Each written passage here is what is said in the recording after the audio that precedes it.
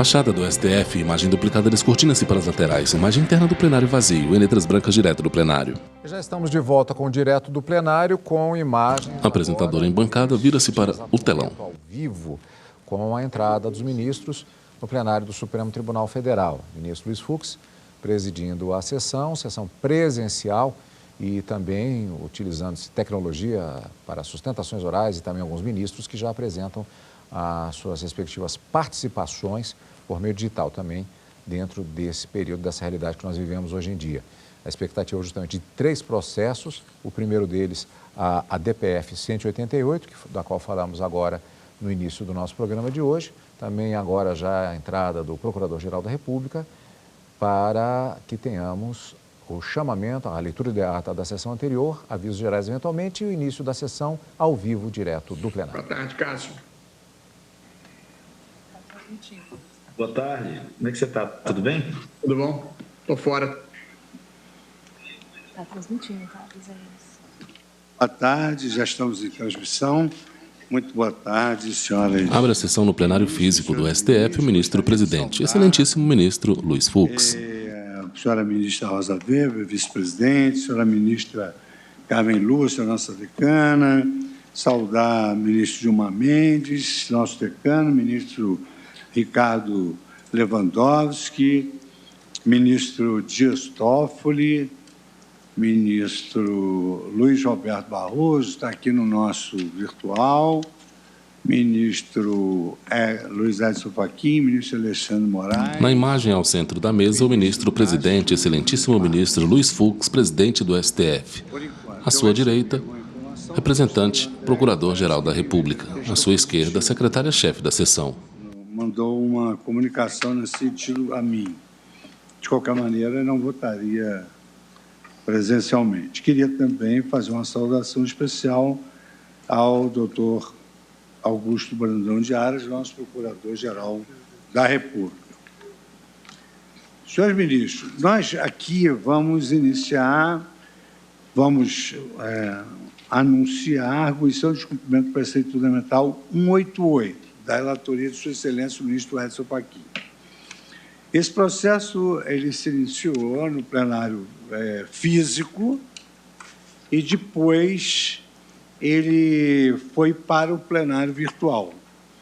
Ministro Luiz Fux, presidente do STF. O Aurélio consignou o seu voto, então essa questão fica,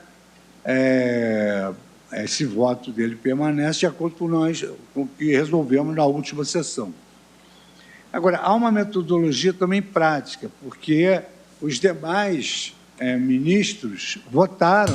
Todos os ministros usam uma toga preta, uma espécie de capa sobre os ombros. Do ministro Gilmar Mendes. Então, como já houve sustentação oral, Sua Excelência, o relator já manifestou o seu voto. E houve apenas um pedido de destaque do ministro Gilmar Mendes, que nós vamos ouvi-lo, sendo certo que é possível qualquer integrante da Corte manifestar uma opinião diversa daquela que manifestara no plenário virtual, eu indago de Vossas Excelências, já considerando o voto do ministro Marco Aurélio dado no plenário virtual. Um momentinho que a ordem dos trabalhos me perdoe e fica com o presidente. Nós, então, já nos pronunciamos no plenário virtual. Então, eu indagaria se o ministro... Eu indagaria dos presentes se mantém o voto proferido no plenário virtual, porque isso agiliza sobremodo a nossa pauta e já manifestamos ponto de vista. Então, eu pergunto se os senhores reiteram os votos que já foram proferidos. Senhor presidente, muito brevemente, completando Vossa Excelência. Com a palavra, ministro Luiz Edson Fachin. Vossas Excelências, eminentes ministros, eminentes pares, efetivamente, com Vossa Excelência vem de anunciar, eu já Edson Fachin, ministro do STF. Em 22 de novembro de 2018, julgando procedente esta arguição de descumprimento do preceito fundamental. E como Vossa Excelência mencionou, o ministro Alexandre de Moraes pediu vista, houve devolução da vista veio para este plenário físico, mas não teve condições, em face do acúmulo da pauta e do calendário de ser chamado, e a devolução da vista acabou sendo remetida ao plenário virtual, como Vossa Excelência mencionou. Lá, manifestaram os votos, eis que Sua Excelência, o ministro Alexandre Moraes, divergia do voto que proferia como relator, manifestaram os votos Suas Excelências, o ministro Ricardo Lewandowski, Vossa Excelência, o ministro Luiz Fux, acompanhando a divergência do ministro Alexandre de Moraes, e, além do voto do eminente ministro Marco Aurélio, acompanharam o meu voto as eminentes ministras Carmen Lúcia e Rosa Weber. Portanto, senhor presidente... Na pauta ADPF 188, requerentes o governador do Pernambuco e outros. Vossa Excelência vem de fazer processualmente, como relator, toma a liberdade de, acolhendo o encaminhamento procedimental que Vossa Excelência traz, de reiterar o voto que proferi, julgando, portanto, procedente a ADPF, e é como reitero, senhor presidente. Pois não. Eu só queria, porque no afã de agilizar os trabalhos, eu queria, após o cumprimento que fiz, abrir a sessão, que eu não sei exatamente qual é o número.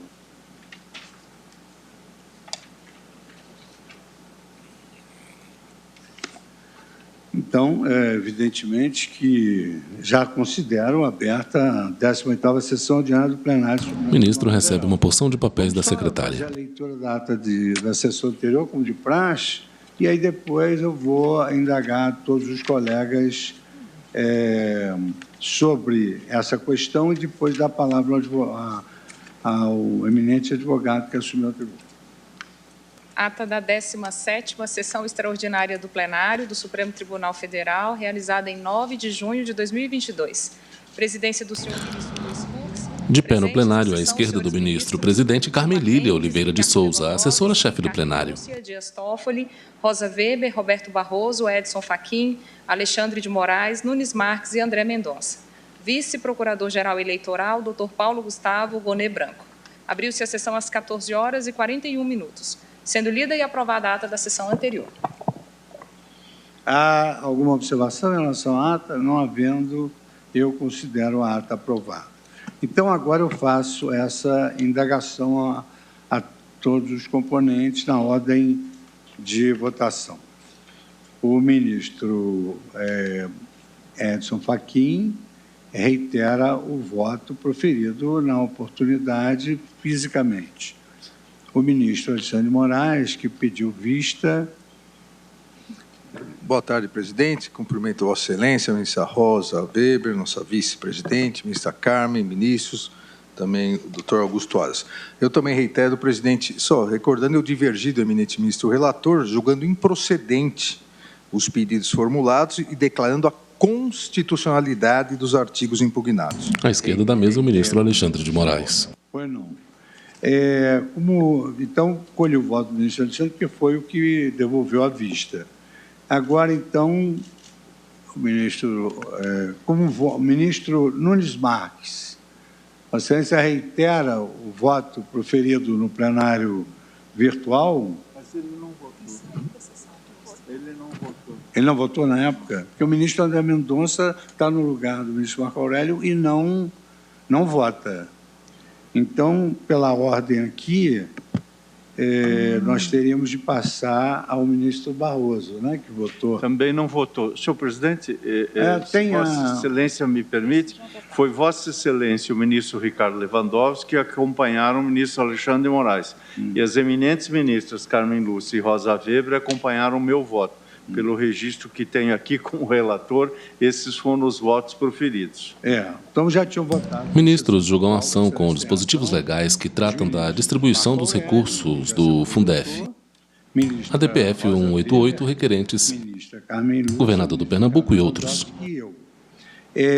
Ministra Rosa Weber, Vossa Excelência reitera o voto que já proferiu?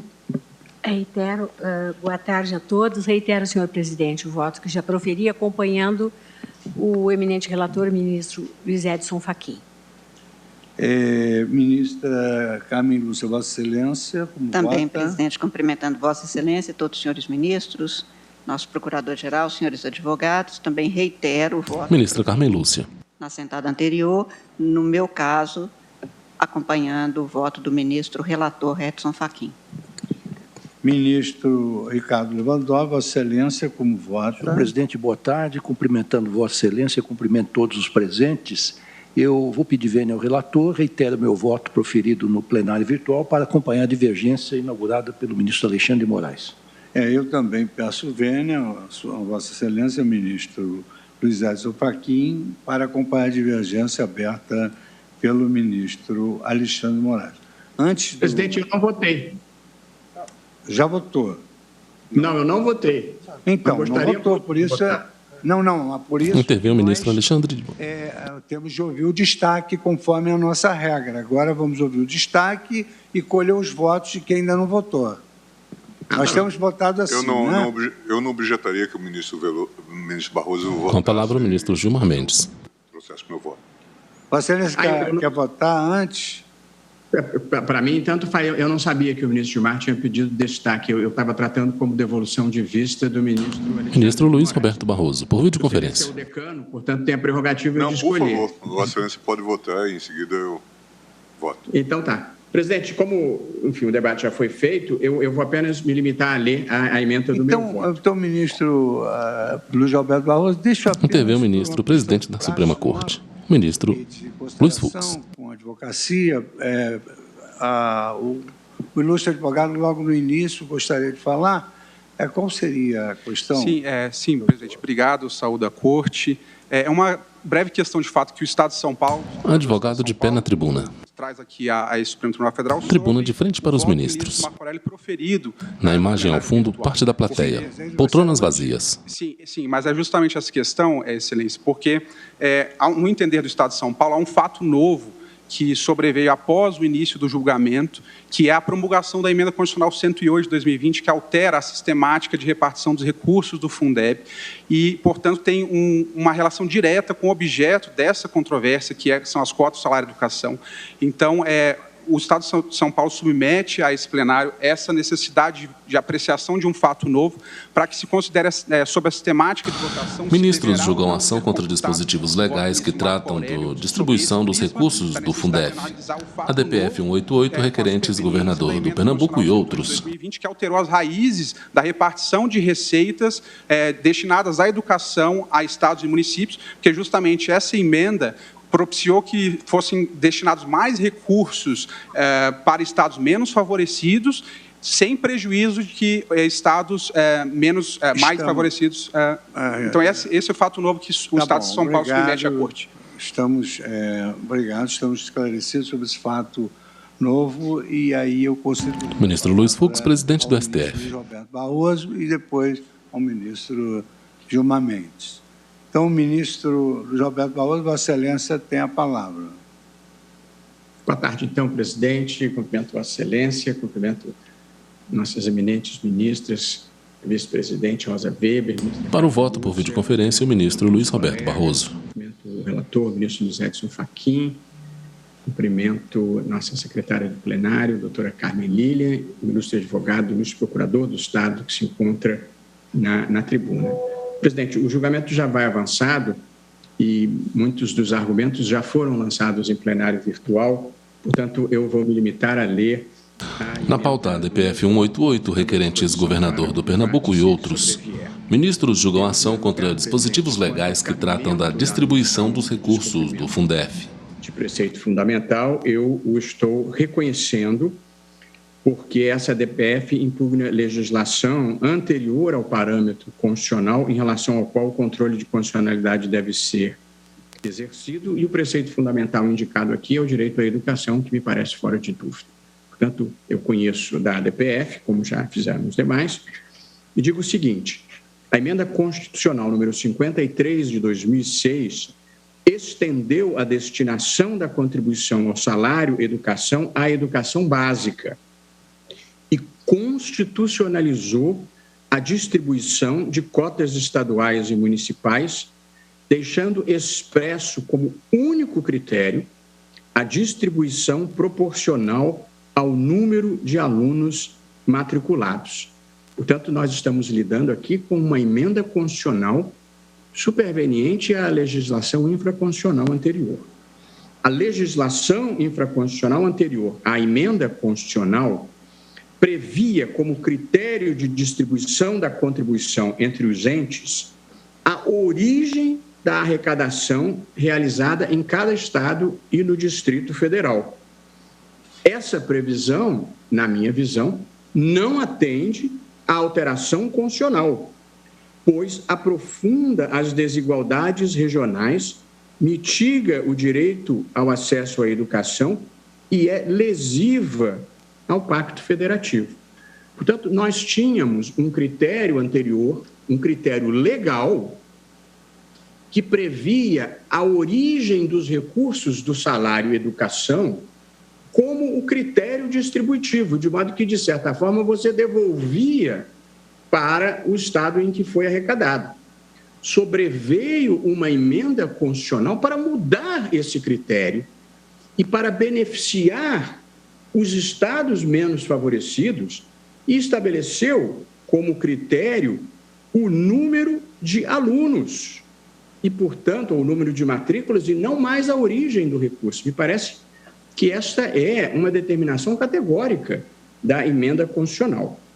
Sendo inconteste a natureza jurídica tributária da contribuição social, é necessário que ela atenda a uma finalidade específica. No caso do salário e educação, a finalidade da contribuição está presente na Constituição, no artigo 212, quando se verifica a destinação do produto da arrecadação à educação básica pública, a ser distribuída a estados e municípios, e aqui muito importante, proporcionalmente ao número de alunos matriculados na educação básica nas respectivas redes públicas de ensino.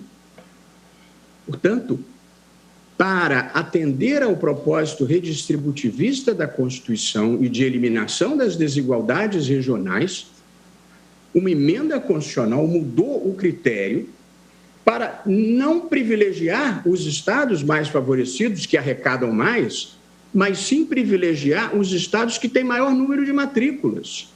Portanto, uma emenda constitucional que teve uma finalidade redistributiva inequívoca.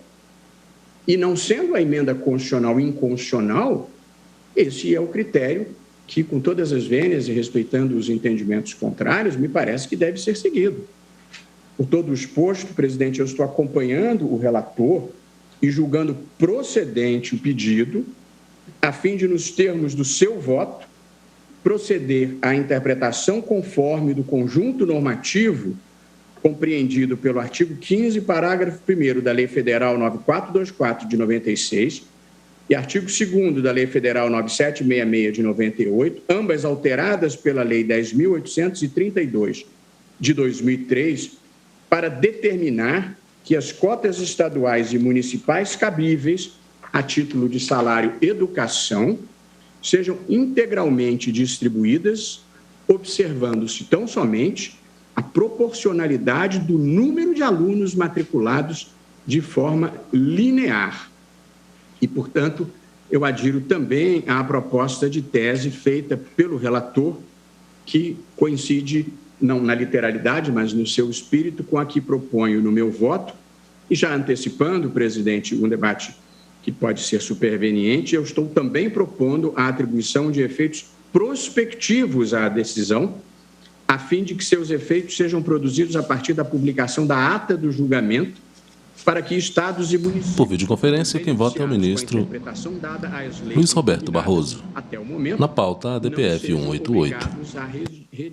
Restituir aos demais entes. Portanto, eu já antecipo, porque considero muito importante, e nesse momento de crise, e para não surpreender os estados com um ônus fiscal num momento delicado, o meu voto, acompanhando o eminente relator neste novo critério de distribuição, não opera efeitos retroativos. Eu já antecipo essa discussão porque considero esse um ponto relevante do meu voto. De modo, presidente, pedindo todas as vênias, eu acho que a emenda constitucional número 53 de 2006 estabeleceu um critério que me parece inequívoco e determinante, ao qual nós estamos vinculados e, por essa razão, penso que a legislação anterior, que previa critério dissonante, não pode prevalecer. Razão pela qual acompanho o relator para julgar improcedente o pedido, modulando desde logo os efeitos temporais da nossa decisão. É como voto, presidente. O relator, Vossa Excelência, vota no sentido de julgar... Com o relator, pela procedência. Proceder. Bom, apenas para esclarecer, ministra Carmen, o ministro Celso não votou. Ministro Luiz Fux, presidente do STF. Não, mas eu não ponderei sobre isso. Eu disse naquela hora que o ministro, como Vossa Excelência estava chamando exatamente os que já tinham votado, pareceu-me que o ministro Nunes Marques ainda não tinha votado. Tá bom. E, portanto, quando ele dá o voto ineditamente, na sequência que Vossa Excelência tomou, era exatamente nesse sentido.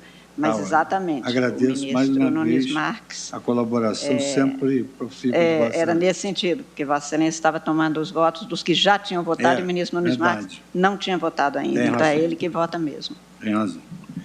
Então, agora, vamos ouvir o voto de Sua Excelência, o ministro Gilmar Mendes, que fez o destaque. Sua Excelência tem a palavra. Boa tarde, presidente. Agradecer a atenção de Vossa Excelência. Cumprimentar as senhoras ministras, Rosa Weber e Carmen Lúcia, cumprimentar todos os... Gilmar Mendes, ministro do STF. Ministros, o eminente relator, ministro Fachin, também o autor do voto inicialmente divergente, ministro Alexandre de Moraes, cumprimentar o senhor Procurador-Geral da República, os senhores advogados. Presidente, eu vou tentar fazer um pouco um resumo, mas considerando essa multifacetada experiência de virtual e plenário físico e com todo esse delay, né, que nós tivemos, eu vou me ater ao voto, considerando essas peculiaridades que estão sendo uma inovação para todos nós.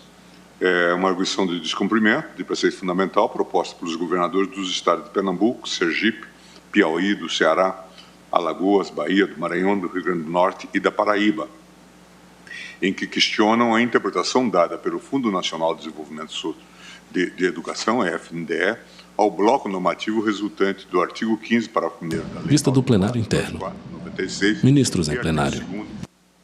Da Lei 9766, de 98, ambos com redação dada pela Lei 10.832, de 2003. Para permitir a compreensão da matéria, destaco os dispositivos legais impugnados. A Lei 9424 de 96, artigo 15. O salário de educação, previsto no artigo 212, parágrafo 5º da Constituição Federal, e devido pelas empresas na forma em que vier a ser disposto em regulamento, é calculado com base na alíquota de 2,5% sobre o total de remunerações pagas ou creditadas a qualquer título aos segurados empregados, assim definidos no artigo 12, inciso 1º da Lei 8.212, de 24 de julho de 91.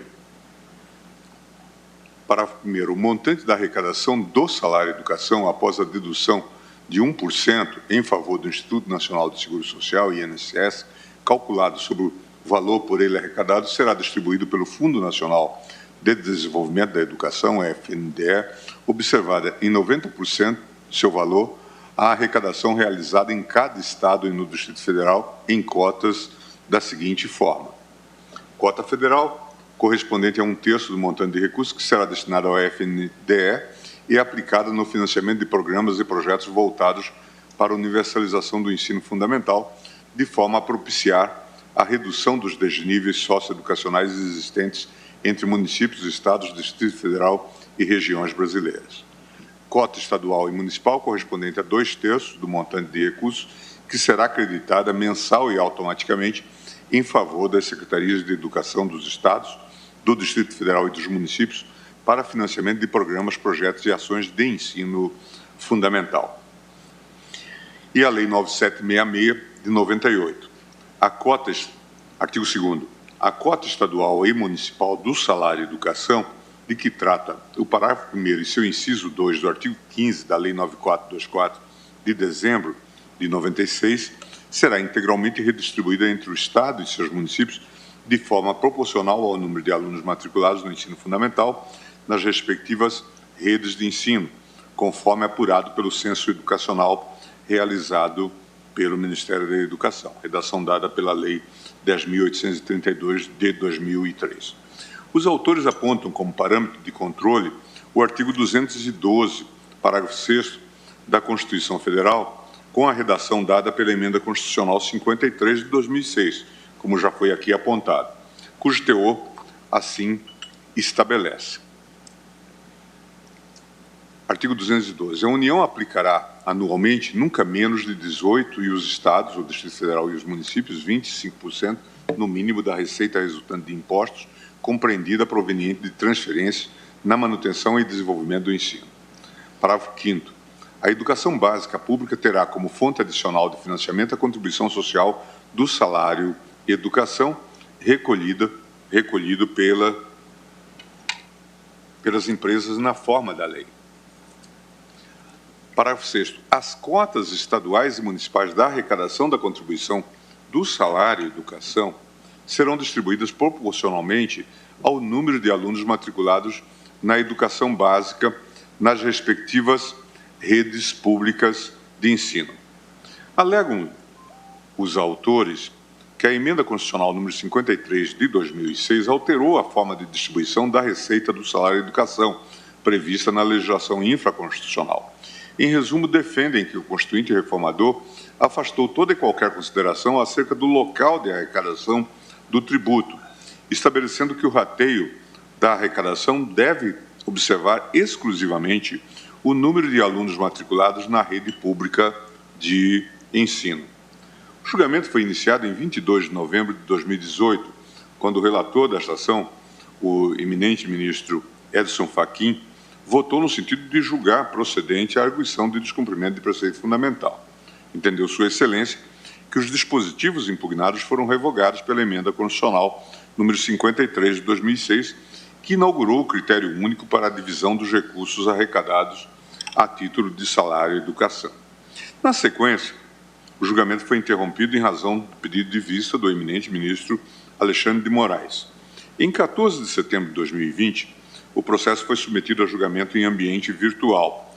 A votação se iniciou no dia 25 de setembro de 2020, ocasião em que... No plenário físico, quem vota é o ministro Gilmar Mendes. Na pauta, a DPF 188, requerentes governador do Pernambuco e outros.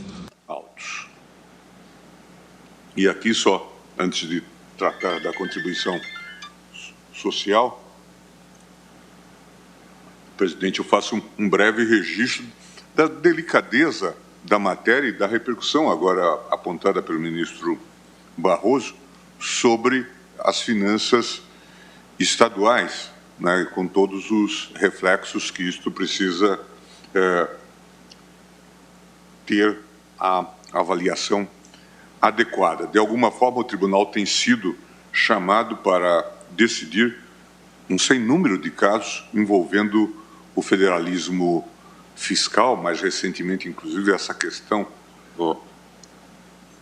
relativa à incidência do ICMS, ou os seus reflexos no que diz respeito ao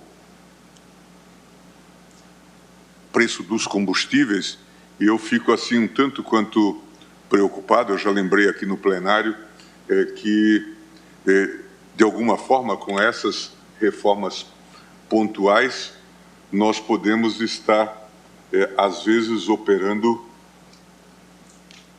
como aquele célebre personagem de Monteiro Lobato, ministra Carmen, o Américo Pisca-Pisca, que se incomodava muito com o fato de que havia desproporções na natureza e decisões não adequadas por parte do... Ministro pausa, fala e bebe água. Do criador. Na pauta, a DPF 188, requerentes governador do Pernambuco e outros. Uma árvore frondosa abrigava pequenos frutos, né, de jabuticaba, e as abóboras estavam naqueles fios, né? E ele dizia, poxa, seria mais adequado que as abóboras estivessem na jabuticabeira, e assim ia dando aso a essa faina reformista. E depois ele ficou muito cansado de fazer esse projeto de reforma, e num dado momento ele disse, muito cansado, pegou um saco que carregava, colocou na cabeça assim e deitou-se embaixo dessa frondosa jabuticabeira, até que lhe cai uma jabuticaba no nariz e ele disse, poxa, talvez a natureza não esteja tão errada. Então, de fato, a gente tem que olhar a árvore e a floresta, e a gente, de fato, tem que se preocupar com todas essas implicações. Eu falo rapidamente sobre a contribuição social do salário-educação e da distribuição de sua arrecadação. Para melhor esclarecer a matéria, convém realizar um breve histórico sobre o salário-educação, examinando a origem do tributo e, sobretudo, as sucessivas alterações legislativas que, ao longo do tempo, alteraram progressivamente a natureza e a essência da contribuição social. Como bem pontuado no relatório do eminente relator, o salário-educação foi instituído pela Lei 4.440, de 64, que essencialmente obrigava os empresários a colaborar com o financiamento do ensino primário dos seus empregados e dependentes. No início, a contribuição era definida pela aplicação de uma alíquota sobre o valor do salário mínimo multiplicado pelo número de empregados, estando isentas as empresas que mantivessem em suas estruturas serviços próprios de ensino primário.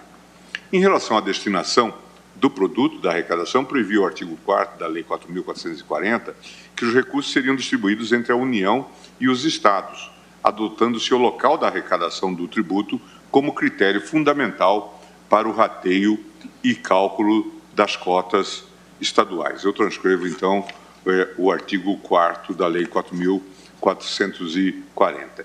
Em 69, o salário-educação atraiu a atenção do legislador constituinte, que, à vista da relevância social do tema, delineou os aspectos fundamentais dessa espécie tributária.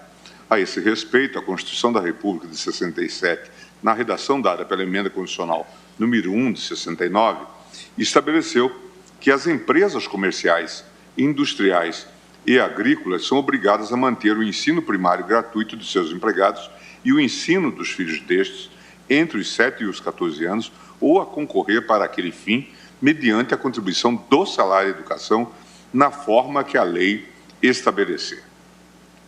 Em 75, o Decreto-Lei 1422 revogou as disposições da Lei 4.440. Para o voto, o ministro Gilmar Mendes, no plenário físico do STF.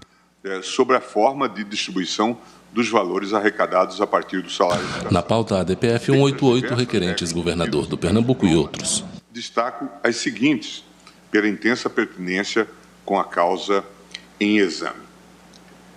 Artigo 2º.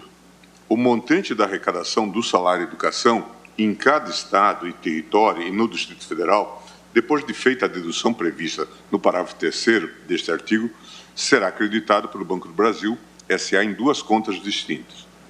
2/3 em favor dos programas de ensino de primeiro grau, regular e supletivo, no respectivo estado, território ou Distrito Federal.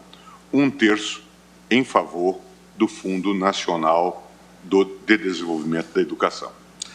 Segundo a nova legislação, portanto, esta do Decreto-Lei de 75, fazia-se uma dedução de 1% a título de taxa de administração que era retido pelo então INPS. E, em seguida, destinavam-se 2/3 dos valores e programas de ensino de primeiro grau, regular e supletivo no respectivo estado, território ou Distrito Federal e 1/3 no Fundo Nacional de Desenvolvimento da Educação. Possível ao estabelecer que o montante da arrecadação do salário educação em cada estado, território no Distrito Federal seria distribuído no respectivo estado, território ou Distrito Federal, a legislação fundamentalmente carimbava as cotas estaduais em benefício dos estados-membros onde foram arrecadadas. Estabeleceu-se, portanto, vínculo indissociável entre a forma de distribuição da receita e o local de arrecadação do tributo. Nessa conjuntura, A estrutura normativa esculpida pelo legislador ditava uma lógica inequívoca para a cobrança do salário e educação. Cabia ao empresário a manutenção das estruturas educacionais próprias, visando ao fornecimento de educação primária gratuita aos filhos de seus empregados. Alternativamente, a empresa poderia transferir esta responsabilidade aos entes públicos, hipótese em que seria obrigada a contribuir financeiramente para a manutenção da estrutura local da rede pública de ensino. Observe-se com nitidez que tanto a Lei 4.440 de 64 quanto a Emenda Constitucional número 1 de 69 estabeleceram que as empresas deveriam cooperar ativamente com os governos estaduais ou locais no que toca ao fornecimento de educação primária para os filhos de seus empregados. Havia, portanto, uma relação lógica e um elo normativo entre a cobrança do tributo e o custeio da rede pública local de ensino. Daí porque não causava espécie, por mais que se tratasse de um tributo instituído pela União, que o legislador tem optado por repassar os recursos recolhidos a título de salário e educação dentro das fronteiras estaduais. Em razão das origens históricas e do arquétipo legal do salário e educação, era natural e esperado que o local de arrecadação fosse considerado critério princípio de distribuição da receita oferida pela cobrança do tributo em detrimento do espraiamento dos recursos por todo o território nacional. Essa concepção inicial, que permeou a gênese do salário e educação, foi integralmente acolhida pela Constituição de 88, que em seu artigo 212, parágrafo 5º, reafirmou o seu caráter de fonte adicional de financiamento da educação básica. Na mesma esteira, o Poder Constituinte originário manteve a possibilidade de dedução dos investimentos realizados pela empresa na manutenção de estruturas internas de ensino, estruturadas para a prestação de serviços educacionais diretamente aos seus empregados e dependentes.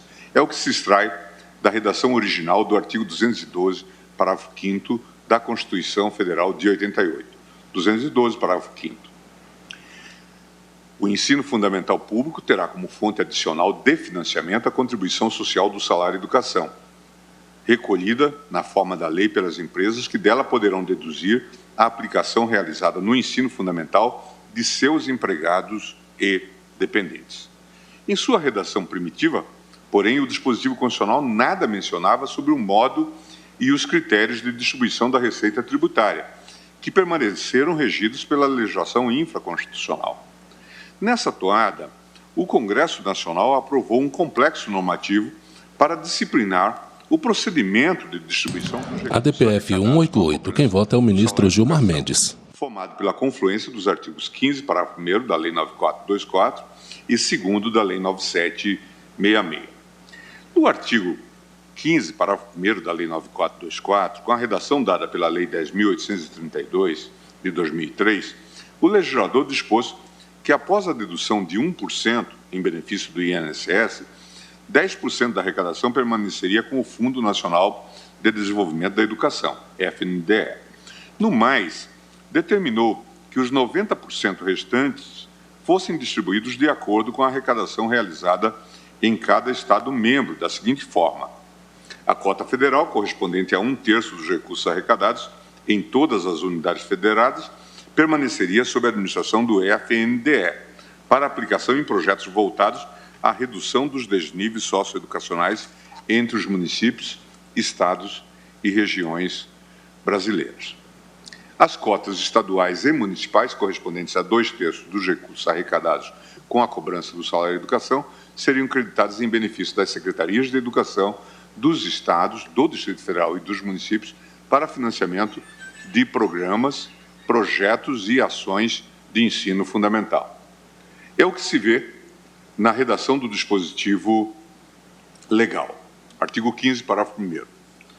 O montante da arrecadação do salário e educação, após a dedução de 1% em favor do Instituto Nacional de Seguro Social, INSS, calculado sobre o valor por ele arrecadado, será distribuído pelo Fundo Nacional de Desenvolvimento da Educação, FNDE, observada em 90% do seu valor a arrecadação realizada em cada Estado e no Distrito Federal em cotas da seguinte forma: Cota federal, correspondente a 1/3 do montante de recursos que será destinado ao FNDE e aplicada no financiamento de programas e projetos voltados para a universalização do ensino fundamental, de forma a propiciar a redução dos desníveis socioeducacionais existentes entre municípios, estados, Distrito Federal e regiões brasileiras. Cota estadual e municipal, correspondente a 2/3 do montante de recursos, que será acreditada mensal e automaticamente em favor das secretarias de educação dos estados, do Distrito Federal e dos municípios para financiamento de programas, projetos e ações do ensino fundamental. Especificamente quanto aos recursos destinados aos estados e municípios, dispôs a Lei 9.766 de 98, na redação dada pela Lei 10.832 de 93, que a cota estadual e municipal seria integralmente redistribuída entre estados e seus municípios de forma proporcional ao número de alunos matriculados no ensino fundamental nas respectivas redes de ensino, conforme apurado pelo Censo Educacional realizado pelo Ministério da Educação. Como se vê, a arrecadação do tributo e o efetivo abastecimento dos cofres... Na pauta, a DPF 188, requerentes governador do Pernambuco e outros. E encadeadas, que deveriam ser sequencialmente executadas pelo FNDE. De forma presencial, quem vota é o ministro Gilmar Mendes. Ministros julgam ação contra dispositivos legais que tratam da distribuição dos recursos do Fundef. E ato contínuo a repartição horizontal dos recursos entre os estados da federação, momento em que deveria ser observado exclusivamente o critério do local da arrecadação. Ao discorrer sobre esta etapa do procedimento de rateio do tributo, o legislador referiu-se nominalmente à distribuição do produto da arrecadação. Em um segundo momento, ocorreria a repartição vertical dos recursos dentro dos territórios estaduais, nos termos do artigo 2º da Lei 9766, etapa em que se operava a redistribuição dos valores recebidos pelo Estado, entre este e seus municípios, sempre de acordo com o número de alunos matriculados nas respectivas redes de ensino. Em breves linhas, presidente, o primeiro diploma previa que, após a dedução do terço reservado à União, os recursos arrecadados deveriam ser distribuídos entre os estados de acordo com o local de incidência do fato gerador do tributo. O segundo, por sua vez, dispunha que as cotas estaduais seriam internamente redistribuídas entre o Estado e seus municípios, pautando-se neste particular exclusivamente pelo número de alunos matriculados nas respectivas redes de ensino. Essa sistemática, de todo coerente com a concepção originária do salário de educação, fortemente enraizada na ideia de financiamento das redes locais de ensino pelos empresários, perdurou por muitos anos, sendo assimilada pelos poderes públicos como a orientação que melhor traduzia os objetivos do legislador. Ocorre, a meu ver, que essa lógica foi gradual e progressivamente desnaturada pelo poder constituinte derivado, notadamente com a promulgação da Emenda Constitucional número 14, de 96, e mais à frente com a Emenda Constitucional número 53, de 2006. A primeira alterou substancialmente a redação do artigo 212, parágrafo 5º da Constituição Federal, com o claro propósito de extirpar do ordenamento jurídico a possibilidade de dedução dos valores aplicados diretamente pelas empresas, com a prestação de serviço de ensino a seus empregados e dependentes. Eliminou-se, portanto, a razão histórica que, conforme a concepção original do salário de educação, justificava o represamento das receitas tributárias no interior do Estado onde foram arrecadadas, em detrimento da dispersão dos recursos pelo território nacional. Nesse momento, ou nesse mesmo contexto, a Emenda Constitucional 1496 alterou a redação do artigo 212, parágrafo 1º da Constituição, agregando relevante vetor axiológico para a atuação da União na área de ensino. A partir da obra do Poder Constituinte derivado, o exercício legítimo das competências administrativas em matéria educacional passou a pressupor estrita observância de propósitos definidos no texto constitucional, especialmente a equalização de oportunidades educacionais e padrão mínimo de qualidade de ensino mediante assistência técnica e financeira aos estados, ao Distrito Federal e aos municípios. Essas alterações, por si sós, já seriam capazes de incutir fortes dúvidas no intérprete a respeito da validade de um critério de repartição de receitas amparado principalmente no local de arrecadação do tributo, sobretudo por se tratar de uma contribuição social instituída para o combate das agruras e desigualdades existentes na rede pública de ensino. De fato, como bem destacado pelo eminente relator, soa ilógico, para não dizer arbitrário ou discricionário, permitir que um recurso federal vocacionado à equalização de oportunidades educacionais possa ter destinação proporcional à capacidade arrecadatória de cada ente subnacional. Não é preciso grande esforço argumentativo para demonstrar que, a subsistirem os critérios de distribuição adotados pelo FNDE, haverá uma crescente e progressiva concentração de receitas tributárias nos estados mais pujantes economicamente e um desfalque cada vez maior nas redes de ensino das regiões menos afortunadas.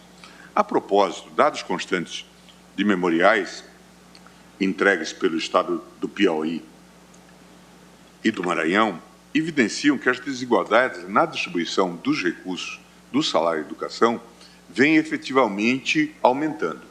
Cite-se como exemplo o Estado do Piauí, em que o número de matrículas no ano de 2017 foi de 235.701 matrículas, tendo recebido por aluno o valor de R$ 100,45. Paradoxalmente, houve 289.366 matrículas no ano de 2018, enquanto que o valor por aluno foi reduzido a 88,36 centavos. Ou seja, apesar do aumento de aproximadamente 14% do número de alunos, o valor recebido per capita foi reduzido em cerca de 12%. Além de trilhar o caminho diametralmente oposto às diretrizes erigidas pela Emenda Constitucional número 14 de 96, essa contribuição, a meu ver, essa interpretação, a meu ver, contribui para o agravamento do fosso de desigualdade existente entre as regiões brasileiras, potencializando os desníveis educacionais e a falta de igualdade de oferta de ensino público que fatalmente constroem graves barreiras sociais para milhares de crianças e jovens brasileiros. A esse respeito, destaco dados extraídos do sítio eletrônico do FNDE, demonstrando que os valores distribuídos no ano de 2020 para o Estado de São Paulo, cerca de 5,4 bilhões, superam os distribuídos às regiões Norte, cerca de 372 milhões, Nordeste, cerca de 1,1 bilhão, Centro-Oeste, cerca de 1,3 bilhão e Sul, cerca de 2 bilhões somados. As informações são estarrecedoras, revelando que apenas um Estado da Federação recebeu mais recursos do que todas as demais regiões juntas. E dos cerca de 12 bilhões distribuídos nacionalmente... Na pauta ADPF 188, requerentes governador do Pernambuco e outros. Para o voto, o ministro Gilmar Mendes. Esses números são ainda mais surpreendentes quando se percebe que, relativamente ao ano de 2021, um aluno em São Paulo recebeu aproximadamente R$ 816,05, enquanto um aluno no Maranhão recebeu cerca de 55,94, conforme informado pela Advocacia Geral da União em memoriais juntados aos autos na data de hoje. E essa é a face mais perversa da forma de repartição atualmente adotada pelo FNDE, oferecimento de tratamento flagrantemente desigual para milhares de crianças e jovens brasileiros. Ministros julgam ação contra dispositivos legais que tratam a distribuição dos recursos da Fundef. Familiar. Não bastassem as alterações promovidas pela Emenda Constitucional 14 de 96, que de modo irretorquível sinalizam para o abandono da forma de distribuição associada ao local de arrecadação do tributo, outras alterações constitucionais alinharam-se com esta proposição legislativa, para demonstrar uma clara tendência de desvinculação entre o sistema de rateio das receitas e o local de incidência do tributo. Com um viés disruptivo e reformador, o legislador constituinte incluiu o parágrafo 6º no artigo 212 da Constituição Federal, determinando que as cotas estaduais e municipais de arrecadação da contribuição social fossem distribuídas proporcionalmente ao número de alunos matriculados na educação básica nas respectivas redes públicas de ensino. É o que se vê pelo teor das mudanças introduzidas pela Emenda Constitucional 53 de 2006, artigo 212. Parágrafo 5º. A educação básica pública terá como fonte adicional de financiamento a contribuição social do salário educação, recolhida pelas empresas na forma da lei. Parágrafo 6º. As cotas estaduais e municipais da arrecadação da contribuição social do salário educação serão distribuídas proporcionalmente ao número de alunos matriculados na educação básica nas respectivas redes públicas de ensino. Perceba-se que, imbuído pela tendência de alteração do arquétipo original do salário educação, o legislador constitucional disciplinou o critério de distribuição das cotas estaduais e municipais, afastando-o, a meu ver, do abrigo da legislação infraconstitucional. E, ao fazê-lo, introduziu alterações substanciais na sistemática de distribuição das receitas tributárias, que passou a observar o critério único, qual seja o número de alunos matriculados na educação básica dos estados e municípios. Da leitura do novo dispositivo, presidente, duas conclusões saltam aos olhos do intérprete. Primeiro, a Constituição Federal descartou, a meu ver, a metodologia prevista nas leis impugnadas de repartição dos recursos arrecadados mediante operações aritméticas bipartidas e sequenciais. Não se fala mais em distribuição, repartição horizontal entre Estados membros das receitas tributárias de acordo com a arrecadação ocorrida em cada Estado da Federação, para, em seguida, redistribuí-las, repartição vertical entre o Estado e seus municípios, conforme o número de alunos matriculados na rede pública de ensino de cada Estado e município. A partir da alteração promovida pela Emenda Constitucional 53 de 2006, o texto constitucional passou a determinar que a própria distribuição, repartição horizontal das receitas tributárias, ocorra proporcionalmente ao número de alunos, demonstrando uma profunda alteração do procedimento previsto na legislação infraconstitucional. Segundo, o legislador constitucional não autorizou que a legislação ordinária condicionasse o repasse das cotas estaduais e municipais a uma prévia operação de destaque da receita tributária arrecadada em cada Estado da Federação.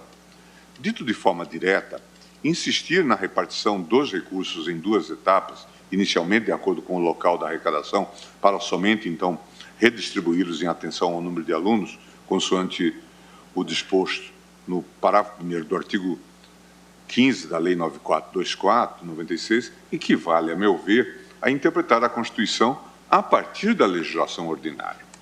Com todas as vênias devidas, compreendo que incorre nessa inversão uma das teses deduzidas pelos amici curiae, aquela no sentido de que, por meio da aprovação da Emenda Constitucional número 53 de 2006, o Congresso Nacional não objetivou alterar a sistemática tradicional de repartição das receitas do salário e educação, mas apenas constitucionalizá-la. Ora, não desconheço que a melhor doutrina compreende que o Instituto da Interpretação conforme a Constituição traduz espécie, variante ou subdivisão da interpretação sistemática. Esse matiz sistemático da interpretação conforme, entretanto, não é um fim em si mesmo, ao contrário, é funcionalmente orientado a garantir a supremacia da Constituição, seja em termos negativos, eliminação de normas contrárias à Constituição, descrita pela figura do legislador negativo, seja em termos positivos, tarefas de recomposição interpretativa e de integração normativa de ordenamento jurídico. De todo modo, tanto a doutrina quanto a prática da jurisprudência das Cortes Constitucionais pontificam em uníssono a impossibilidade de a legislação ordinária servir de padrão de conformidade da norma constitucional, o que, sem dúvida, comprometeria a própria ideia reitora do constitucionalismo. Cito autores nesse sentido. Tudo isso, presidente, para assentar que, se antes havia uma relação direta entre a arrecadação de cada ente e o respectivo recebimento a título de repasse, hoje esta lógica não mais encontra guarida, a meu ver, no texto constitucional. As emendas constitucionais número 14, de 96, e 53, de 2016, progressivamente alteraram a forma de divisão dos recursos do salário de educação, de forma que a divisão dos recursos espelhe o conteúdo normativo emanado dos objetivos da República Federativa do Brasil, artigo 3º da Constituição Federal. Ao fazê-lo, a nova sistemática de repartição das receitas tributárias prestigiou, a meu ver, e homenageou os direitos sociais básicos previstos na Constituição, demonstrando deferência aos objetivos fundamentais da República, como o dever de integração regional, o objetivo de universalização do ensino público e o dever de redução de desigualdades interregionais, tudo de forma a suplantar definitivamente as origens históricas do salário de educação e, principalmente, a forte vinculação que, segundo a concepção original do tributo, carimbava as cotas estaduais em benefício dos estados onde foram arrecadados. Por todo o exposto, compreendo que o parágrafo 6º do artigo 212 da Constituição, inserido pela Emenda Constitucional 53 de 2006, alterou a forma de repartição das cotas estaduais e municipais do salário de educação, ao estabelecer que a divisão ocorra proporcionalmente ao número de alunos matriculados nas redes públicas de ensino, o que conduz à incompatibilidade entre o parâmetro constitucional mencionado e os trechos dos dispositivos impugnados nesta ADPF. Tal compreensão, a propósito, é reforçada quando considerada à luz do federalismo, especialmente da própria ideia do federalismo cooperativo. Eu passo, então, um novo capítulo sobre o salário, educação e justiça fiscal. E digo o seguinte: é preciso notar que a distribuição dos valores arrecadados a título de contribuição do salário de educação traz consigo uma questão federativa que se agrava com o aprofundamento da heterogeneidade produtiva e logo arrecadatória dos entes federados. Como sabemos, e este tema tem retornado ao plenário com certa frequência, o desenvolvimento das tecnologias da informação acarreta, em grande medida, um incremento desproporcional do setor produtivo de determinados estados, que passam a concentrar a maior parte das receitas tributárias. Por consequência, também resta afetada a arrecadação. Daí termos tantas disputas relativas a ICMS, IPI e outras espécies tributárias ainda em aberto, revelando que, em muitos aspectos, o sistema tributário brasileiro apresenta certas disfuncionalidades e que reformas substanciais, tanto na incidência quanto na arrecadação e na distribuição das receitas tributárias, merecem ser discutidas no âmbito do Congresso Nacional. Nós já tivemos aqui, já faz algum tempo, um debate sobre o critério de distribuição, por exemplo, do FPE, Fundo de... Na pauta ADPF 188. Dissemos que havia um quadro de inconstitucionalização. Nesse sentido, a contribuição do salário de educação deve servir como mecanismo de concretização do chamado federalismo cooperativo equilibrado. Como aduz o professor Heleno Taveira Torres, como o federalismo cooperativo equilibrado da Constituição de 88 caminha-se para uma melhor estabilidade nas relações entre suas unidades, com vistas a implantar uma cooperação efetiva, redução de desigualdades e desenvolvimento sustentável. Mas ainda há muitos entraves a serem superados, normalmente quanto ao financiamento estatal. Nossa Constituição financeira, prossegue Heleno, como dito antes, adota um modelo aperfeiçoado de federalismo cooperativo com competências, fontes para instituição de tributos pelas unidades do federalismo e distribuição do produto arrecadado dos impostos entre as unidades de menor capacidade econômica, mediante atribuição direta, segundo percentuais previamente designados na própria Constituição e indireta por fundos ordenados por critérios determinados em lei complementar. Assim, no federalismo fiscal cooperativo brasileiro, Constituição financeira e Constituição tributária confluem para assegurar não apenas a continuidade do Estado, mas a realização dos seus objetivos e fins constitucionais do Estado Democrático de Direito no equilíbrio que a Constituição pretende concretizar. Isso está em direito constitucional financeiro, teoria da Constituição financeira. Assim, de modo como está concebido pela Constituição, digo eu, o salário-educação deve atuar, deve agir como instrumento de justiça fiscal, não entre o fisco e o contribuinte, como normalmente se apregoa, mas entre os entes federados, o que, em última análise, também reflete na esfera jurídica dos contribuintes em geral, nacionalmente considerados. Não poderia ser de outra forma, tendo em vista que o próprio fim almejado pelo Constituinte com a criação do salário-educação foi o de dotar o federalismo cooperativo brasileiro de mais um instrumento apto a promover o desenvolvimento equilibrado e harmônico do país, combatendo os desníveis educacionais e a falta de igualdade de oferta e de ensino público. Perceba-se que o salário-educação tem natureza jurídica de contribuição social, cuja competência para a instituição é exclusiva da União. Assim, não me parece razoável defender que caberia ao ente federal ampliar as desigualdades regionais no que se refere ao ensino básico fornecido pelos estados e municípios brasileiros. A repartição da arrecadação do salário-educação viabiliza a transferência aos estados e aos municípios de parte do que é arrecadado pela União. Dessa forma, garante-se, ou pelo menos dever-se-ia garantir, a autonomia financeira dos entes federativos, que, para o exercício de suas competências constitucionais, contam não apenas com os recursos advindos da arrecadação de seus próprios tributos, mas também com os decorrentes de transferências intergovernamentais. Nessa linha de raciocínio, para além da expressa dicção constitucional no sentido de que as cotas estaduais... Ministros julgam ação contra dispositivos legais que tratam da distribuição dos recursos da Fundef, a DPF 188. Relator é o ministro Edson Fachin. Justiça fiscal na repartição de receitas e na aplicação dos recursos. Aqui, presidente, saliento que erradicar a pobreza e a marginalização, assim como reduzir as desigualdades sociais e regionais, está entre os objetivos fundamentais da República Federativa do Brasil, nos termos do artigo 3º, 3 da Constituição.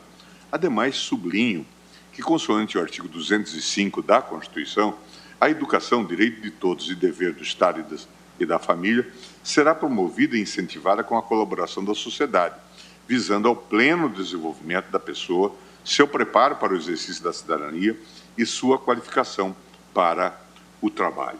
Ressalto ainda os princípios norteadores da educação esculpidos no artigo 206, nomeadamente a igualdade de condições para o acesso e permanência na escola, inciso 1º, e a garantia de padrão de qualidade, inciso 7º. Por fim, destaco importantes exigências constantes do artigo 211 da Constituição Federal. Artigo 211. A União, os Estados, o Distrito Federal e os municípios organizarão em regime de colaboração seus sistemas de ensino. Parágrafo 1º. A União organizará o Sistema Federal de Ensino e o dos territórios, financiará as instituições de ensino públicas federais e exercerá, em matéria educacional, função redistributiva e supletiva, de forma a garantir a equalização de oportunidades educacionais e padrão mínimo de qualidade do ensino mediante assistência técnica e financeira aos estados, ao Distrito Federal e aos municípios. Veja-se que o critério da origem da fonte de arrecadação utilizado atualmente pelo FNDE para a disponibilização das cotas estaduais e municipais referentes ao salário-educação conduz a um resultado que vai de encontro aos objetivos que devem ser perseguidos, a meu ver, pela União em matéria de ensino. Como se extrai da literalidade do artigo 211, parágrafo 1º da Constituição da República, a União deve garantir a equalização das oportunidades educacionais e não contribuir para a concentração dos recursos do FNDE em determinados estados da Federação.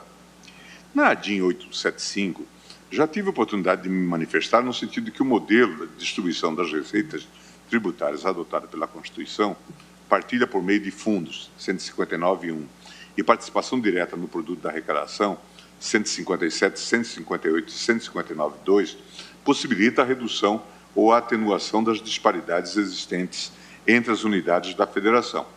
Isso porque os estados e municípios menos afortunados, não obstante as inúmeras demandas sociais, possuem, em regra, menor arrecadação tributária direta, o que é compensado pelas transferências intergovernamentais. Se mantido em nosso país o modelo próprio do federalismo clássico, dual federalismo, segundo o qual as unidades federadas deveriam se manter exclusivamente com o produto da arrecadação dos tributos de sua própria competência, o fosso socioeconômico entre os entes federativos apenas se aprofundaria e não restaria atendida à exigência contida na parte final do artigo 3º da Constituição Federal. Em uma federação, é inaceitável que a distribuição desproporcional de recursos inviabilize o atendimento de necessidades básicas das populações localizadas em estados ou municípios que ostentam economias menos pujantes e, por conseguinte, apresentam dificuldades para a arrecadação de tributos. Os sistemas de partilha e de transferência são, portanto, fundamentais para as finanças estaduais e municipais, devendo operar de forma redistributiva como variáveis de fecho no processo de distribuição de recursos públicos entre os entes federados. Dessa forma, também sob a ótica do federalismo, a repartição com base no número de alunos parece ser mais consentânea com os mistérios constitucionalmente consagrados em relação ao Pacto Federativo e à educação, na medida em que realça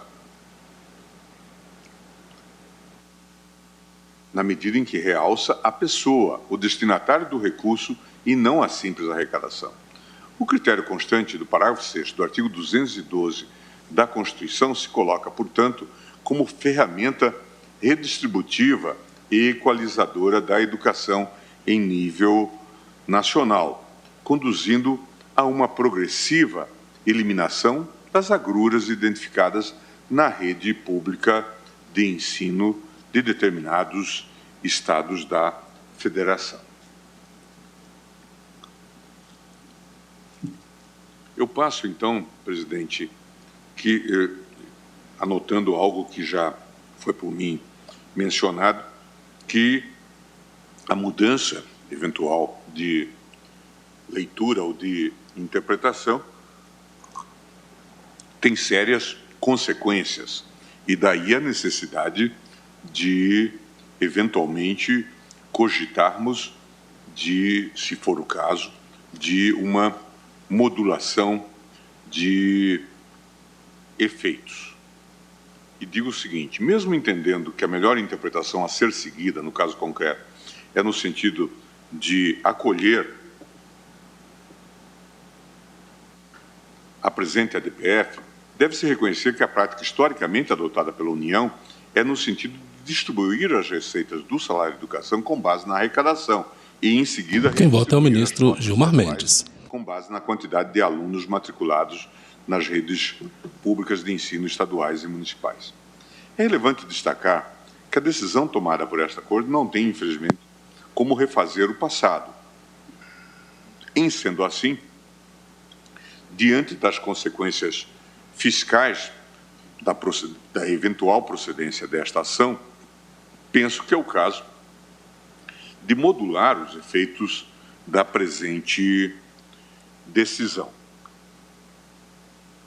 Talvez até o ideal tivesse sido, se nós estivéssemos ainda no plano legislativo, que esse debate tivesse sido travado em termos até de uma graduação com normas de transição para que houvesse uma mudança de sistema a partir de uma devida gradação.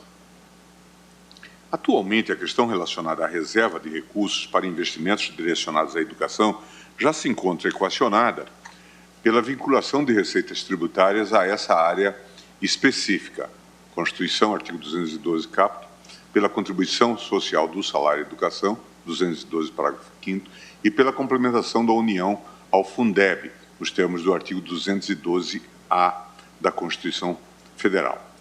Assim, uma injeção abrupta de capital em determinados estados e municípios, com a consequência retirada de receitas orçamentárias de regiões mais abastadas, em uma área em que, hoje, alcançou um certo ponto de equilíbrio, teria o condão de gerar graves perturbações orçamentárias, um verdadeiro desarranjo nas finanças públicas das unidades federativas. Ademais, as verbas repassadas aos estados e municípios que mais arrecadaram já foram direcionadas às respectivas áreas de educação, de modo que sua restituição traria graves dificuldades financeiras aos entes públicos envolvidos. A esse respeito, lembro que a função dos tribunais constitucionais é zelar pela estabilidade da ordem jurídica, pela promoção da segurança jurídica em sua vertente de cognoscibilidade do direito, sem descurar dos superiores interesses do Estado. Deverão, portanto, evitar mudanças súbitas e entendimentos consolidados nas esferas de governo, sobretudo quando essas guinadas puderem causar desequilíbrios orçamentários, tumultos sociais e, no limite, vácuos legislativos.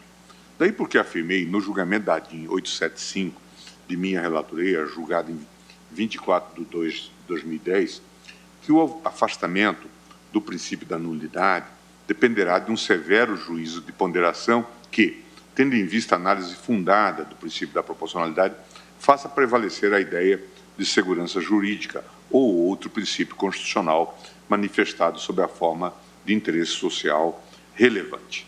Assim, aqui como no direito português, a não aplicação do princípio da nulidade não se há de basear em consideração de política judiciária, mas em fundamento constitucional próprio. Eu cito o autor bastante conhecido, professor Rui Medeiros, professor português. Na sua visão, peculiar relevo assume a proporcionalidade em sentido estrito para a modulação de efeitos da decisão de inconstitucionalidade, dizendo o seguinte: a proporcionalidade nesta terceira vertente tanto pode ser perspectivada pelo lado da limitação dos efeitos como pelo lado da declaração de inconstitucionalidade. Tudo se reconduz, neste segundo caso, a saber se, à luz do princípio da proporcionalidade, as consequências gerais da declaração de inconstitucionalidade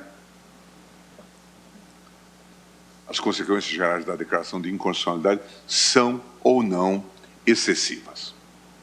Impõe-se, para o efeito, ponderação dos diferentes interesses em jogo e, concretamente, o confronto entre interesses afetados pela lei inconstitucional e aqueles que, hipoteticamente, seriam sacrificados em consequência da declaração de inconstitucionalidade com eficácia retroativa e repristinatória. É preciso acrescentar, diz ainda Rui Medeiros, que o Tribunal Constitucional deve declarar a inconstitucionalidade com força obrigatória geral e eficácia retroativa e repristinatória, a menos que uma tal solução envolva o sacrifício excessivo da segurança jurídica, da equidade ou de interesse público de excepcional relevo. No caso em discussão, não há dúvidas de que a alteração da sistemática de repartição de receitas do salário e educação fatalmente causará impactos orçamentários de relevo, obrigando os Estados-membros a reformularem a programação orçamentária na área de educação. E, em se tratando de uma área extremamente sensível, que impacta diretamente na qualidade do ensino público oferecido à população brasileira, é necessário cautela ao implementar mudanças durante o exercício financeiro em curso. A essas preocupações se acrescem os prejuízos sociais e econômicos causados pela pandemia da Covid-19. Para o voto, o ministro Gilmar Mendes. Na pauta ADPF 188, requerentes governador do Pernambuco e outros. Implicando dificuldades adicionais para a manutenção de equilíbrio fiscal e para a prestação ininterrupta de serviços públicos essenciais, especialmente no âmbito da saúde pública. Assim, firme na necessidade de garantir um mínimo de previsibilidade para os gestores públicos e de assegurar a estabilidade das relações sociais, considero que as normas impugnadas devem ser preservadas pelo menos por 2 exercícios financeiros completos até dezembro de 2024, lapso temporal razoável dentro do qual os Estados podem adequar o planejamento orçamentário à luz do entendimento que vem a ser firmado pelo Supremo Tribunal Federal, se for essa a hipótese.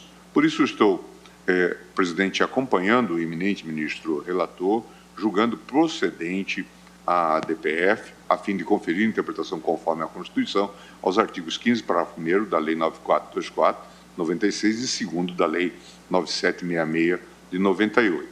Nessa senda, o sentido das normas impugnadas, melhor traduz os objetivos da ordem constitucional, conduz ao abandono do critério relacionado ao local de arrecadação do tributo, devendo a distribuição das cotas estaduais e municipais do salário educação ocorrer única e exclusivamente de acordo com o número de alunos matriculados nas respectivas redes públicas de ensino. E já me manifesto, se for o caso, pela modulação dos efeitos da presente decisão, preservando a atual sistemática de distribuição das receitas tributárias por 2 exercícios financeiros completos até dezembro de 2024. É como voto, presidente. Eu vou, no passado intervalo, eu vou colher os votos do ministro Nunes Marques e Dias Toffoli, mas já adiantando... Com a palavra o ministro Luiz Fux, presidente da Suprema Corte. De modulação. Na pauta ADPF 188, requerentes, governador do Pernambuco e outros. Eu vou suspender a sessão pelo tempo regimental e voltamos para colher os 2 votos remanescentes.